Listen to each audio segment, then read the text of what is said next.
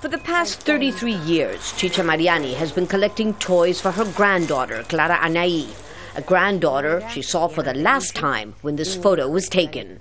2 days after this was taken, an army commando attacked the house where her son and daughter-in-law lived. The aim was to destroy a clandestine printing press set up behind this wall, where pamphlets against Argentina's military dictatorship were being printed. Everyone was killed in the raid, except the baby. I've been looking for her ever since I found out she was taken away by a police officer.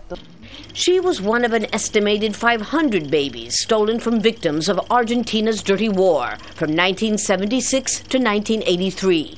This is Argentina's former naval academy, where thousands of people were tortured and killed during the military dictatorship. Today it is a museum, so that Argentines will not forget the horrors that took place here, including women who were forced to give birth just so that their children could be stolen before the mother was killed. It's a part of Argentine history that this country has still not come to terms with. It's been 33 years of searching without rest. Now I am convinced that the only way to know for sure is through a properly done DNA test. That's why CHICHA MARIANI and scores of grandmothers like her were overjoyed when Argentina's Congress approved a controversial law last year. It obliges young adults suspected of being the missing children of victims of the military dictatorship to provide a DNA sample, even if they don't want to be found. The most high-profile case is that of Marcela and Felipe Noble. They are the adopted children of Ernestina Herrera de Noble, owner of Argentina's most powerful media group, Clarín, a staunch critic of the government. We are not a war trophy, and we don't want to be used by those with political power to pressure a mass media group. We've never seen any evidence that we are children of disappeared people. President Cristina Kirchner's insistence on identifying the Noble siblings against their will has galvanized public debate about whether the government is seeking justice or vengeance.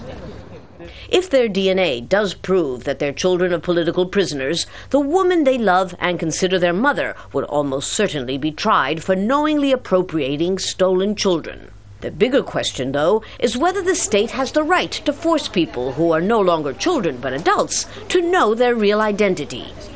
What about their human rights? How long can we continue to consider that the right to the truth is superior to any other right? But what about the rights of grandmothers like CHICHA MARIANI to know? And the obligation of the state to punish those who are accomplices of crimes against humanity? Conflicting interests that pose a complex ethical, moral, and legal dilemma as time runs out for some. So many of the grandmothers have passed away. I bought this little mouse for Clara Anaí 30 years ago. I never thought so much time would pass without giving it to her. Lucia Newman, Al Jazeera, La Plata, Argentina.